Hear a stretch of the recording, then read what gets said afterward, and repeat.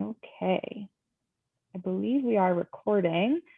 So I will get started and just go through some of the updates that we have for you all, and then we'll leave some time at the end for some Q&A.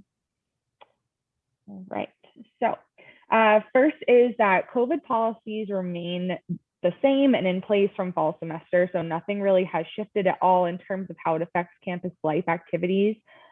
Feel free to visit the club's website, which is just bates.edu/clubs, to review any of those policies. And if you have any questions, please don't hesitate to contact us. We are here to help you and to sort through those questions that you have.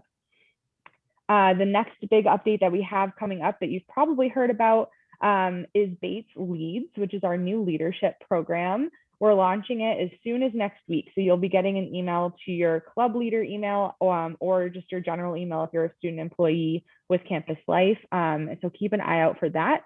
We're going to be hosting several sessions over the course of the semester to help acclimate you to the Bates Leads values and to help you use the Bates Leads values to articulate your leadership experience on campus or your student employee experience on campus. So we're very excited about that.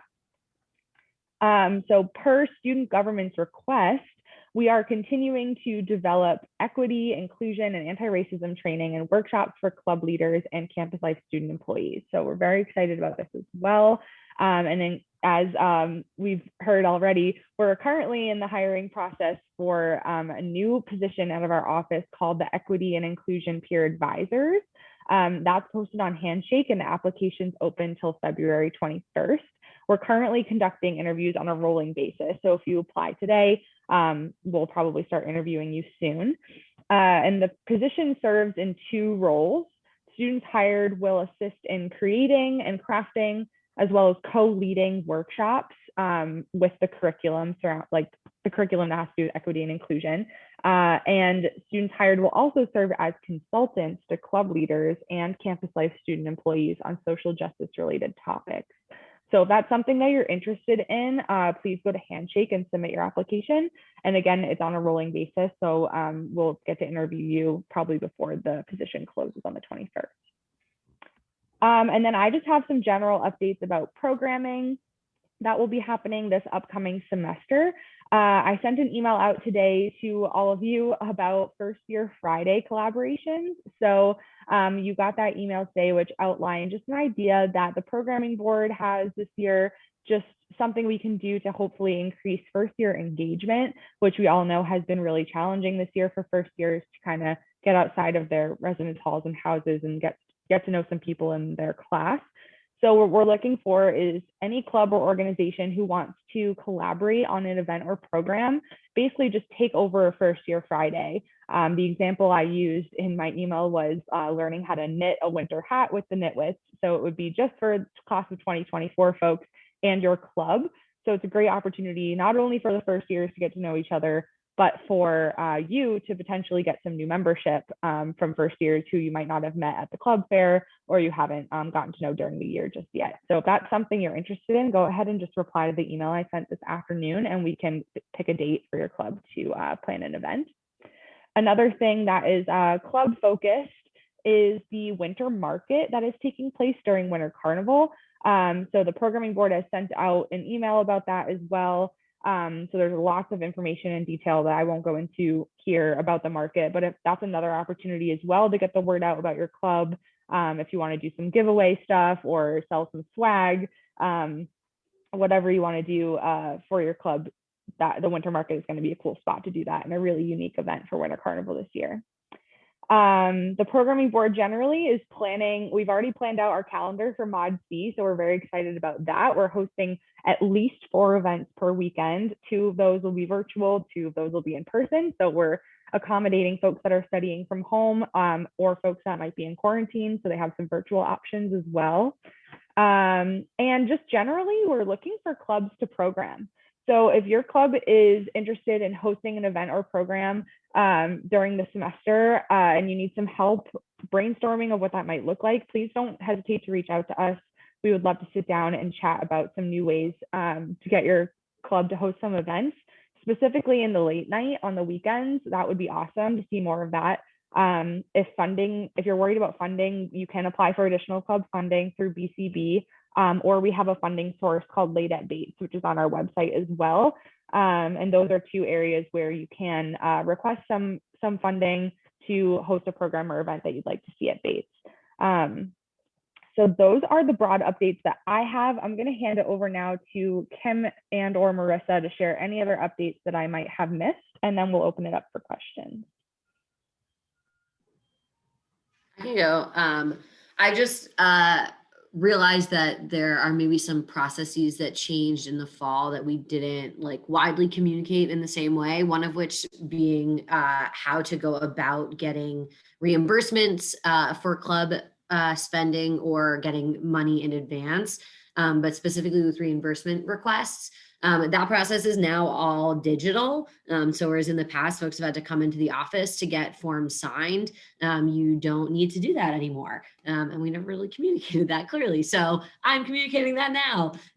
Those forms are available on the accounting website, bates.edu/accounting. But I think, I'm going to put something on the Campus Life website as well that links directly to that and kind of explains like how to go about getting reimbursed or how to spend money for your club in the virtual world where folks are kind of spread around, maybe not wanting to come into the office, et cetera. So that's just something that's become a little bit more accessible. And if you have any questions about those processes, I'm happy to answer them, but look for that on our website. I think that's all I got. Great. Thanks, Marissa. And Kim, do you have anything you'd like to add too? I don't have any updates, but I'm happy to take any questions that evolve over the course of this conversation. I just put out there to those of you that are returning to campus next week, if you're looking for transportation options, I know I've been getting a fair amount of questions about transportation, and we've been trying to get that information out there to students, but we are running shuttles on the 11th and the 12th. Throughout the day up until 7 p.m. So if you are still struggling to figure out what that might look like, there are shuttles, and we actually added some more for the ones, for some of them that were already filled. We were able to augment those with some additional ones as well. So I just put that out there to you as you're starting to think about your planning, or you're thinking about how you're getting back to campus. Those are out there. So if you hear anything from students, we do have an Eventbrite link. The shuttles are free. We just need you to reserve a spot because there's only X amount of spots, especially with COVID, with capacity on some of those buses. So it's better to get in. And if you find yourself dismayed of saying, oh my God, I'm on the waiting list, we are trying to accommodate buses that get filled by adding more. So we are trying to address that, and we've been able to successfully do that. So don't be discouraged if you're finding that a particular bus is filled at a certain time. We can likely, if we have a small critical mass of folks needing, we're happy to try to work with you on that. Great. So at this time, those are the majority of the updates and little info plugs that we wanted to give to all of you on our end. And again, nothing really has changed too much from the last time we had one of these check-ins, which I think is maybe a good thing. We'll see how the semester goes. We're pretty optimistic, I think, as well, based on last semester, how well things went too. But I think the biggest thing we want to underscore is that we don't want you to shy away from still programming as a club. If that's something that you're interested in doing and hosting events, or your club used to be really active, but you didn't do a lot last semester and you want to try to do more this semester, please reach out. We would be more than happy to work with you on that and find a way to kind of get your events out there in the forefront for folks and see what we can do together. So those are our updates. I'm going to open it now to anyone who has questions. Kim, I see your hand. Go ahead. I did. I just wanted to add something that comes up a lot in terms of clarity and questions about programming. Just a couple of things. There's lots of spaces that have been designated that were already part of sort of student programming, but I know students are just anxious to get out of their dorms and their residences. So there are a lot of spaces on campus, some traditional spaces for programming, but others that we added last fall. So, just encouraging you to look at some of the spaces that are available to host in-person programming if you're able to. And the other piece that I think gets has been confusing for students is in the residence halls. While you can't have guests or have club activities that invite students from outside of your dorm into your dorm for an activity, you still can program as a club or as an individual student that just has an idea within your residences. And that's not limited to just your roommates or your floor. Like if you're in CHU, you can program in CHU and you can invite students from that residence hall to those kinds of events and programs. So there's lots of opportunities to build community within the residences around your club interests, or just individual, or personal sort of ideas or thoughts that you have to build community within the residences. So I also know that their students are hungry for that too. And some have been confused in terms of like what those limits look like. So while again, you can't have outside folks coming in for an event, you can leverage the community within your residences. And I hear a lot from students saying, I don't know anyone except for the folks on my floor. So I think there's opportunity there to bring that kind of programming into the residence halls that would be really welcome as well. So I just wanted to put that out there to you just to clarify like what can happen inside the residences as well. And you can use club resources for those things too, and Late at Bates. That's not limited to just outside of, just for campus life activities on spaces outside of residences. You can use those for internal programs too. That's great. Thank you.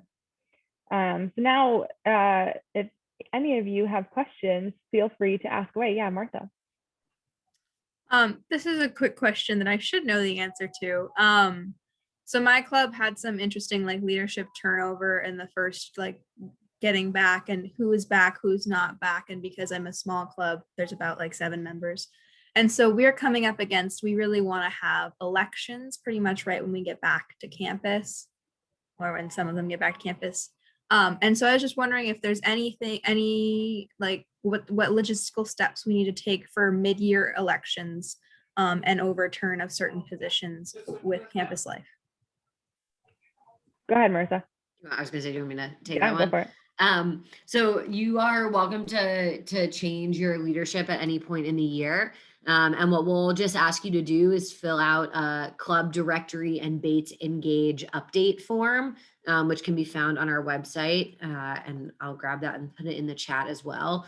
And that's just lets us know so that we can update our records and all of our campus partners so that we know who is actually in charge of each club, and that'll change over on all of the places. It'll change over on Bates Engage and go through that way. So it is fairly simple once you have your new folks on your end. You just have to fill out that one form. And something to add to that as well is every year, as you know, you'll do a club renewal where you have to submit your future e-board for the next year anyways. So if you know that those people that are new in that after that election are going to continue, you can submit it you'll submit that in the club renewal, and that opens March. So we have a little that's bit of part time. of the reason this came up is we filled out the fall club renewal, and we realized at that point we still had some positions that we either unfilled or unofficially filled. Yeah. And so we really just want to solidify that. So all we have to communicate with you is that directory form. Yeah, and you can update that anytime throughout the Great. year. And that is how we update our email lists too, so they're accurate and up to date. Yep. Thank you so much. Yeah, no problem. Good question.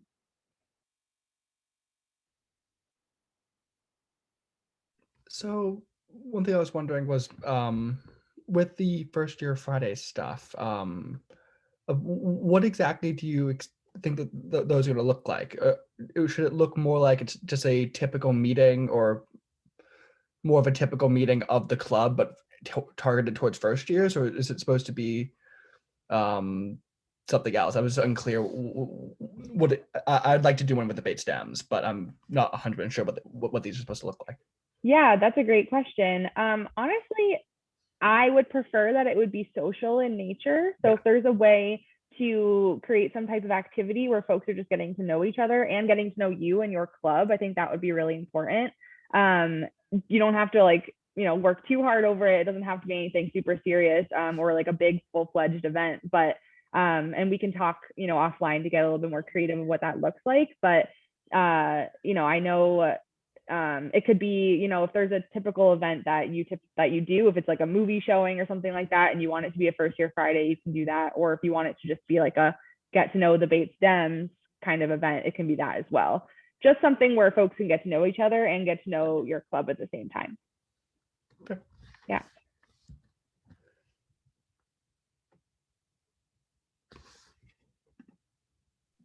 I was just going to add to that with students, something that we're just finding, especially for first years, it's really intimidating to take that first step and like enter a room, virtual or bricks and mortar, without feeling like they've been explicitly invited to do so, or that it's actually meant to be an opportunity to meet new people.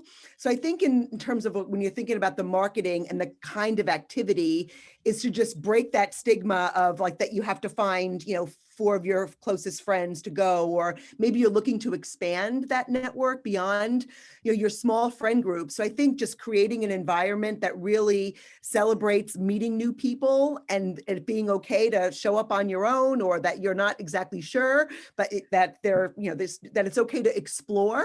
They don't have to commit to anything, I think would be really helpful in just getting students to come out, because that's something that I think we see and hear a lot of, feeling, you know, just walking through that door can be super scary.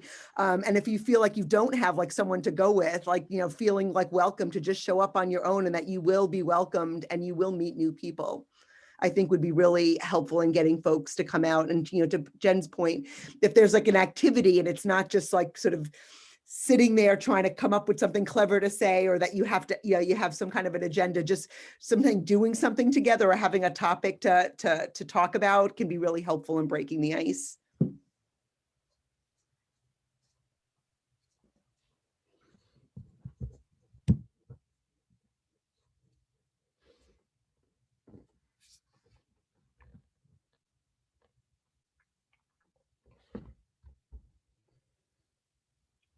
So again, we didn't get anything pre-submitted, but if there's any other questions, Kim, Marissa, and I are here, as long as y'all need us to answer any questions that you might have. So Can we co-host events like the first year Fridays with another club? absolutely, that's a great question. We, not even just in the first year Friday thing, but we encourage collaboration amongst clubs anytime. So please feel free, you know, to do that. There's also a funding source available for collaborative events too. So if you exhaust additional club funding and need another place to get funds, we have a collaboration funding source as well that is not typically utilized. So yes, definitely you can collaborate. It's a great idea.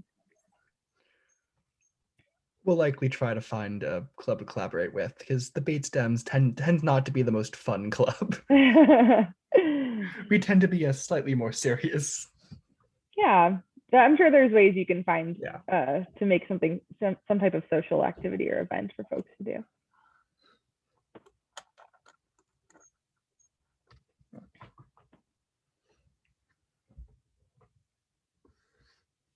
Great. Anything else? Oh, okay, bye, Zach.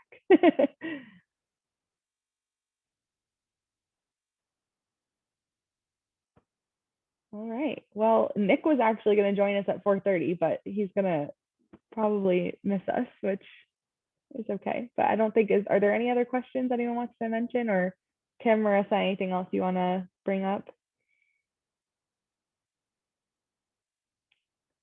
Cool. Well, as always, please reach out if you need anything. Martha, I know you said you're not returning on campus, but please reach out, send emails if something comes up, and we can try to be supportive. But we look forward to seeing you all very soon. Awesome. Thanks, everyone. Bye, everybody.